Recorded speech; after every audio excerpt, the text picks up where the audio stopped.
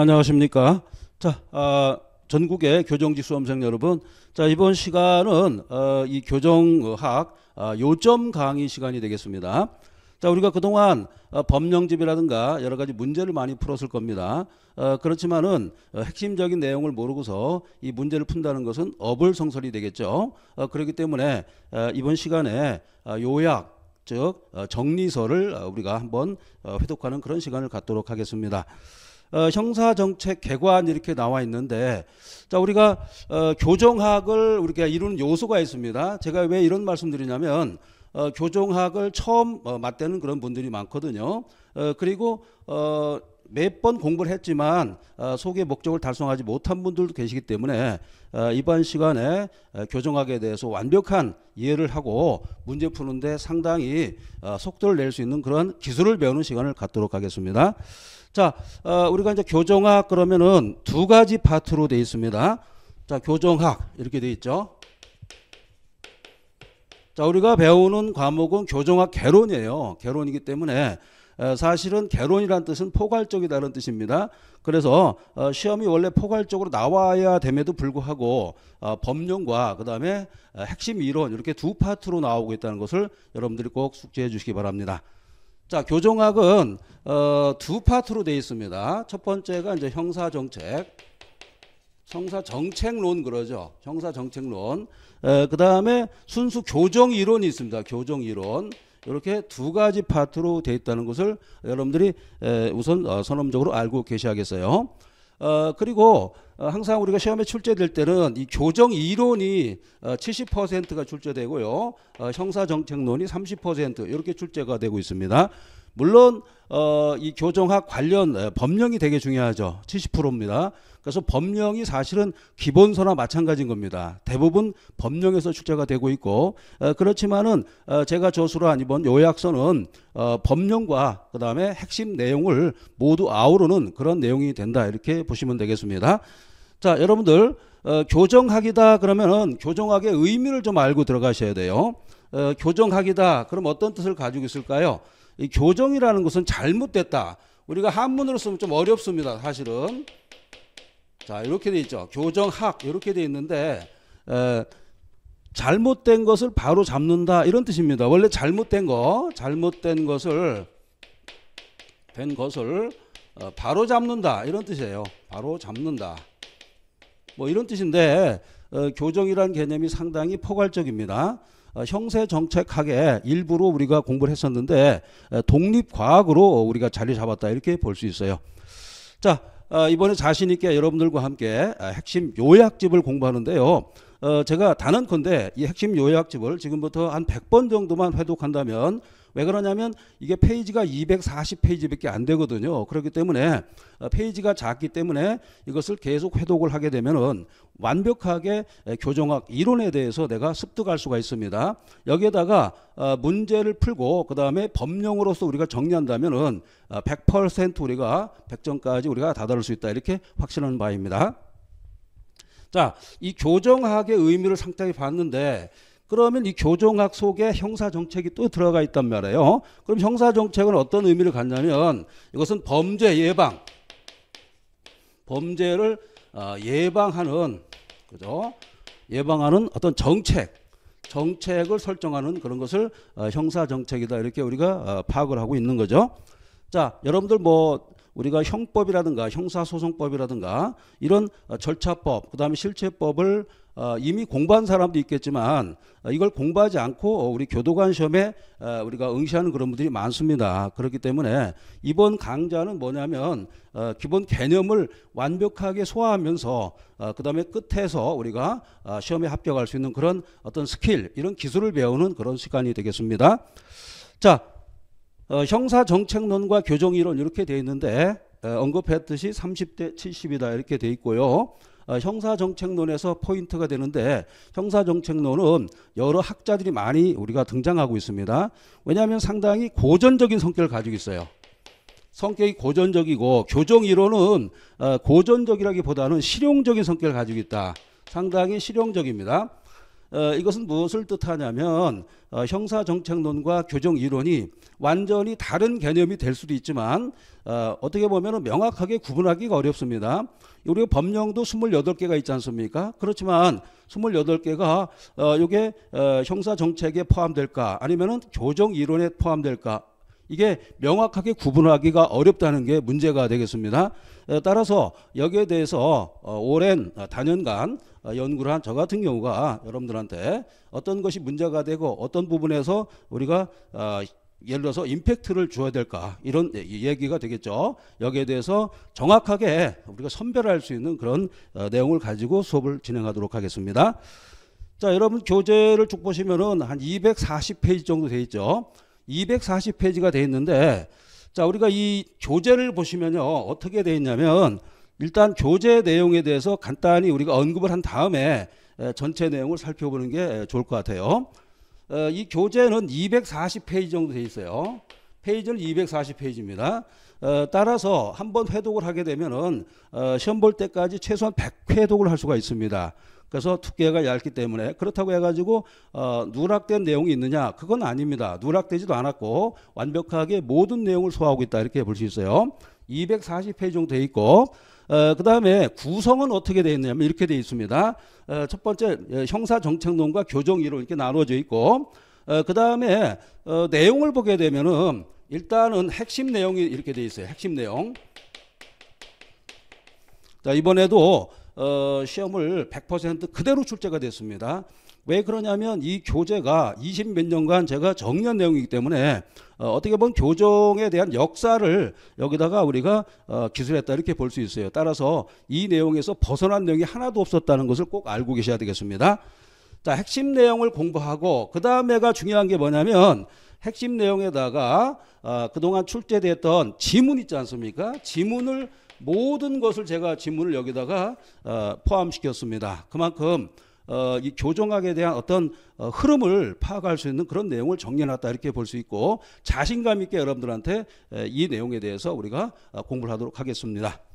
자, 세 번째는 뭐냐면 핵심 내용과 지문이 있지 않습니까? 그 다음에가 뭐냐면 이 책에 특이한 그 형태인 툴이 있습니다. 이 툴은 뭐냐면 문제를 푸는 문제를 해결하는 기술을 완벽히 이렇게 써놓은 그런 내용이 되겠습니다. 자, 그래서 60여 편에 해당하는 툴이 있다는 것을 꼭 알고 계셔야겠습니다. 자, 그래서 핵심 내용과 지문 그다음에 툴이 있고요. 마지막으로 뭐가 있냐면 사실 이게 시험에 잘 안 나오지만 판례, 최신 판례라든가 판례 내용이 있어요. 근데 여러분 잘 아시지만 판례는 거의 출제가 안 되고 있습니다.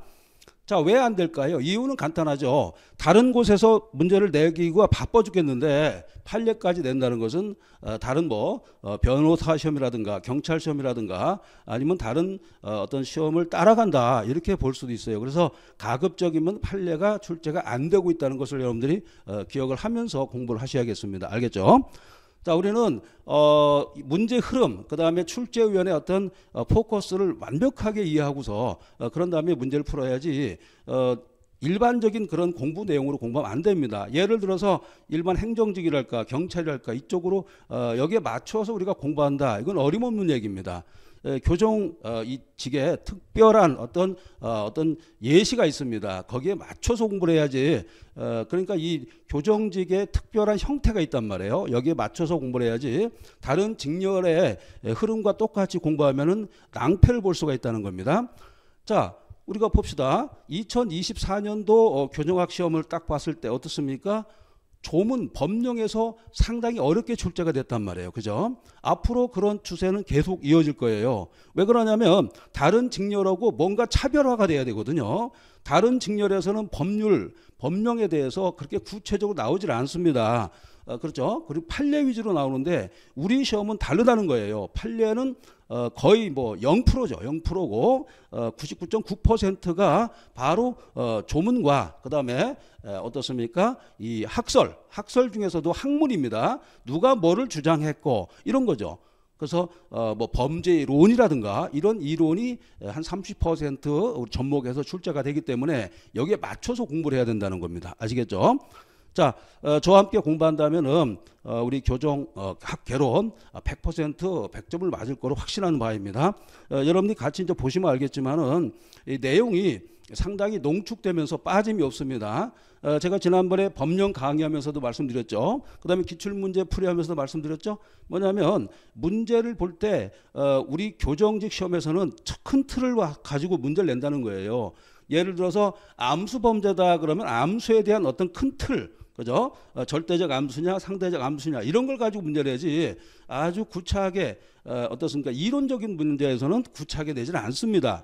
그러나 법령에 들어가서는 또 사정이 완전히 달라지는 거예요. 법령에서는 아주 디테일하고 아주 뭡니까 미세한 것까지 물어보면서 우리가 교정학 개론을 우리가 시험에 테스트를 한다는 겁니다. 그런 점도 여러분들이 항상 알고 계셔야겠습니다. 아시겠죠? 자, 지피지기면 100점 불태다 이런 얘기 있죠. 그러니까 교정학의 문제 흐름을 알고서 우리가 공부를 해야 된다 이렇게 볼 수 있어요. 자, 젊었을 때 시간은 엄청난 시간입니다. 나이 들어서 시간에 비해서 아주 중요한데 우리 특히 젊은 분들이 어떻습니까? 이 시간에 대한 어떤 값어치 이런 걸 잘 모르는 것 같아요. 그렇기 때문에 저같이 경험이 좀 많은 이런 강사가 여러분들을 이끌고 도와주면서 옆에서 여러분들을 조력하면서 합격에 영광을 안을 때까지 여러분들 곁에 있는 것이 상당히 중요하다 이렇게 판단이 됩니다. 자, 그러면은 이런 식으로 우리가 교재가 돼 있다는 것을 설명드리고요. 자, 그 다음에 그러면은 어떤 것부터 먼저 공부를 해야 될까 이런 또 의구심이 생깁니다. 자, 교재 편제로 봐서는 형사정책론이 우선 나와 있다는 겁니다. 왜 그렇습니까? 형사정책은 교정 이론보다 약간 올드한 그런 이론이 되고 이게 전제가 된단 말이에요. 원래 형사정책을 공부한 사람들은 형법이나 형소법을 공부한 형사법 학자들이 대부분이에요. 자, 우리나라도 로스쿨 교수라든가 아니면 뭐 경찰 행정학과 교수라든가 교정학과 교수라든가 이런 분들이 이걸 많이 강조하지만 대부분 다 법학이라든가 이런 걸 공부하신 분들이 이렇게 공부하는 거예요. 그래서 형사정책학을 먼저 공부하고 다음으로 교정이론을 공부한다 이렇게 보시면 되겠습니다. 자, 그러니까 형사정책론 공부하시고 이렇게 들어가는 거죠, 그죠? 이렇게 들어가고 그 다음에 제가 이제 수업을 어떻게 진행하냐면 처음에는 아주 이론이 있죠. 이론과 그 다음에 의미 있는 것이 있습니다. 뭐냐면 범죄학이라든가 이런 의의가 상당히 많이 들어갑니다. 그래서 여기에 대해서 철저하게 제가 설명해 드리고 점차 뒤로 가면서 공부가 좀 쌓였다 싶으면은 제가 속도를 좀 내도록 하겠습니다. 자, 그리고 형사정책론에 들어가면은 여러 가지 이론이 있을 수가 있습니다. 여러분 교재 7페이지 보시면은 쭉 나와 있죠. 형사정책론은 첫 번째가 뭐 있습니까? 형사정책론 개관이라고 되어 있을 겁니다. 자, 첫 번째가 이제 개관 이렇게 되어 있죠. 자, 형사정책의 의미라든가, 그죠? 그 다음에 형사정책에서 어떤 접근하는 방법, 이런 걸 공부하는 것이 개관이 되겠어요. 두 번째가 나온 것은 뭡니까? 범죄 원인. 그렇죠. 범죄가 있는데 이 범죄를 일으키는 원인이 뭔가, 이걸 분석하는 그런 이 페이지가 되겠죠. 그 다음에가 이제 현대에 나와 있는 범죄 현상, 범죄가 어떤 형태로 발생하는가, 범죄 현상을 배워요. 이렇게 배웁니다. 자, 그 다음에 이제 네 번째는 뭐냐면 범죄가 있으면 상대방이 누굽니까? 바로 범죄 피해자가 있겠죠? 그러니까 범죄 피해자, 최근에 범죄 피해자가 상당히 많이 출제가 된다라고 볼 수 있습니다. 범죄 주체도 중요하지만 범죄 피해자도 중요하다. 물론 이번에 2024년도 기출문제를 보게 되면은 우리가 일상생활이론이 나왔죠. 여기서 보면은 사실 범죄 피해자가 있었거든요. 사실 범죄 피해자에 대한 관계를 우리가 분석하는 그런 부분도 될 수 있다는 겁니다. 따라서 이 범죄 어떤 현상 이런 것도 상당히 중요하지만 범죄 피해자가 어떤 형태로 우리가 발생하는가를 우리가 알 수 있습니다. 자, 그 다음에가 이제 다섯 번째죠.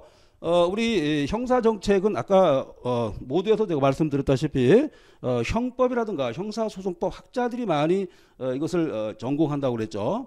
그래서 형법과 형벌, 즉 형벌과 보완처벌에 대한 이론을 또 공부합니다. 갑자기 형법 시간이 되는 겁니다. 형벌과 보완처분, 그죠?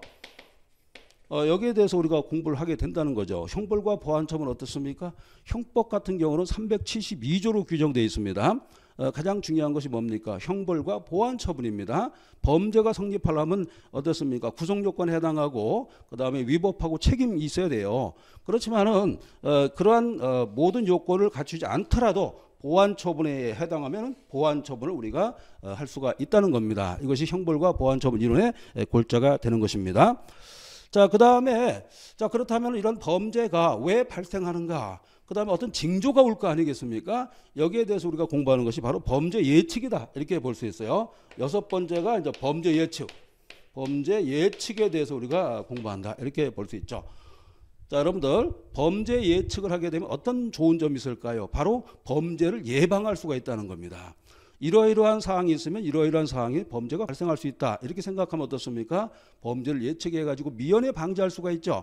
범죄가 발생한 뒤에 이걸 수습하는 것보다는 범죄가 발생하기 전에 미연에 이것을 방지하는 것이 얼마나 이 범죄 경제학적으로 좋습니까? 이런 의미가 되겠습니다.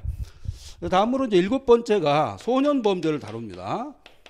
자, 왜 그러냐면 여기까지는 주로 이제 성인에 대한 범죄예요. 성인에 대한 범죄인데 사실 소년 범죄론 이렇게 되어 있는데 사실 소년이 범죄만 저지르는 게 아니죠. 범죄 플러스 일탈 행위도 한단 말이에요. 여기에 대한 상당히 중요한 내용을 다루고 있습니다. 자, 그래서 형사정책론에서는 7가지 파트로 우리가 판단해가지고 우리가 공부할 수 있다. 이렇게 볼 수 있죠. 자, 그래서 형사정책 개관 이렇게 되어 있고요. 그 다음에 이제 교정이론, 이것도 간단히 좀 설명드리겠습니다. 교정이론에서는 첫 번째 배울 게 뭐냐면 일단 교정학의 의미가 뭐냐 이렇게 돼 있죠. 의미, 교정의 의미.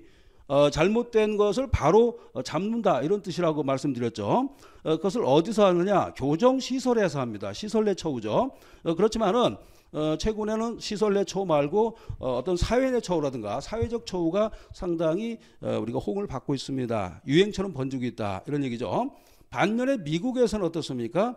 이런 사회 내 처우라든가 사회적 처우가 안 된다. 이러기 때문에 범죄가 계속 발생하고 있다. 따라서 과거로 회귀하는 그런 어떤 의미도 가지고 있다. 이렇게 볼 수가 있습니다. 자, 그 다음에가 두 번째는 교정시설에 대한 내용을 배웁니다. 교정시설. 바로 뭡니까? 교도소라든가 그 다음에 교도소에 준하는 그런 어떻습니까? 시설 내 처우에 대해서 공부할 수가 있어요. 이런 부분. 그 다음에 역시 마찬가지입니다. 세 번째, 이 교정 이론에서도 형벌을 또 배우는 거예요. 형벌. 자, 어떻습니까? 형벌이 지금 2번 나왔지 않습니까? 아까 형벌과 보완처분 나와 있고 교정학 이론에서도 형벌이 이렇게 나와 있단 말이에요. 이건 무엇을 뜻하겠습니까? 그만큼 교정학이라든가 형사정책의 기본이 되는 것이 바로 뭡니까? 형벌, 형법이라는 거예요. 자, 그래서 우리가 항상 이런 말도 하죠. 형사정책은 형법을 뛰어넘을 수 없다. 이런 이 법원이 있습니다. 그만큼 형법이라든가 이런 형사소송 절차라든가 형사법이죠. 이러한 절차가 우리 교정학 개론에 영향을 지대하게 미쳤다 이렇게 볼 수 있습니다. 사실 우리가 소년법 같은 걸 보면은 완전히 형사소송법 얘기입니다. 아시겠죠? 형사소송법에 나와 있는 그대로예요. 그리고 형집행법도 마찬가지입니다. 형집행법도 자세히 들여다보면은 형사적인 부분이 상당히 많이 들어가 있습니다. 그렇지만 형사는 아니죠. 바로 이제 우리가 징계벌이라고 하죠. 징벌이라고 합니다. 자, 우리가 형사제재 말고 특별 권력 관계에서 어떤 처단하는 것을 바로 징계벌이라고 징벌이라고 그러는데 그런 내용도 우리가 숙지할 필요가 있습니다. 다음으로 이 교정 이론에서 수용자 처우, 수용자의 처우에 대해서 우리가 공부합니다. 수용자 처우가 매우 중요하거든요.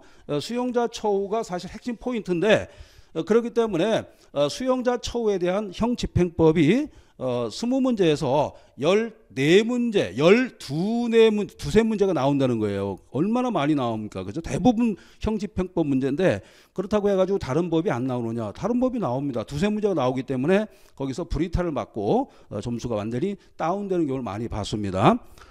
자, 그 다음에 공부할 것이 바로 이제 시설 내 처우죠. 자, 시설 내 처우. 바로 이제 형집행법을 공부하는 겁니다. 시설 내 처우 공부하고 그 다음에 어떻습니까? 좀 아까 언급했듯이 사회대 처우. 6번째가 사회 내 처우. 그 다음에 사회적 처우. 자, 첫 시간이기 때문에 전체 흐름을 한번 파악하고 있는 중입니다. 사회 내 처우, 사회적 처우가 시험에 나올 때가 됐습니다. 자, 그 다음에가 마지막으로 그렇다면은 7번째가 뭘까요? 여기서 7번째는 바로 앞으로 교정이 어떻게 발전할까? 교정 발전. 그렇죠? 교정 발전에 대해서 연구하는 그런 시간을 마지막으로 갖는다는 겁니다. 자, 그래서 토탈에서 14편으로 규정이 되어 있습니다. 그러니까 14편에서 각각 한 문제 정도 나온다 이렇게 볼 수 있는데 그것은 우리가 이론적으로 봤을 때는 한 문제인데 결국에는 이 교정 특히 형집행법에서 60에서 70%가 출제가 되고 있다는 겁니다. 자, 이런 부분을 우리 여러분들 숙지하시고 형집행법 같은 경우는 올해 같은 경우는 상당히 어렵게 출제가 됐어요. 자, 그래서 제가 지난번에 교정 법령집을 제가 출제를 우리가 책을 썼는데 이번에는 요약집, 그 다음에 조만간에 천재, 제가 천재를 만드는 이유가 있습니다. 거기에는 교정 이론도 들어가 있고, 그 다음에 교정 어떤 법령에 대한 문제 푸는 그런 어떤 요령 이런 거를 집중적으로 거기다 반영했기 때문에 여러분들한테 상당히 도움이 될 것이다 이렇게 판단하고 있습니다. 자, 제가 첫 번째 시간이기 때문에 형사정책과 교정학에 대한 전체 윤곽을 한번 파악했습니다. 자, 그럼 어떻게 우리가 교정학 개론을 만점을 맞을 것이냐? 제가 하라는 대로만 됩니다. 첫 번째가 뭐냐면 법령, 그죠? 법령에 대한 완벽한 이해. 그 다음에 두 번째는 이론. 그죠? 지금 이 교재에 나와 있는 이론과 이 교재는 이론에다가 법령을 플러스한 개념입니다. 이론과 이 법령의 접목. 그 다음에 세 번째는 문제를 아주 영양가 있고 고난이 문제를 계속해서 풀어야 됩니다. 자, 그래서 삼위일체에 해당하는 그런 강좌를 이번에 마련했습니다. 따라서 여기에 대해서 여러분들이 잘 따라오시고 완벽하게 우리가 속독을 하고 숙독을 한다면 만점까지 우리가 나올 수 있다 이런 얘기죠. 교정학에서 점수가 안 나오면은 상당히 어려운 시험이 바로 교정직 시험입니다. 이번에 보셨죠? 교정학 개론에서 가장 어려운 거에 뭐였습니까? 바로 교정학이었죠. 교정학. 교정직에서 가장 어려운 게 교정직이었고 그중에서 가장 어려운 게 법령집이었습니다. 그리고 이 범죄학 이론이라든가 이런 이론을 우리가 알 게 뭡니까? 잘 모르죠. 이 공부한 양이 작기 때문에. 그렇기 때문에 여기에 대해서 이번 시간에 완벽하게 소화를 시키고 문제가 나오면 이것이다 라고 찍을 수 있는 그런 아주 획기적인 수업을 진행하도록 하겠습니다.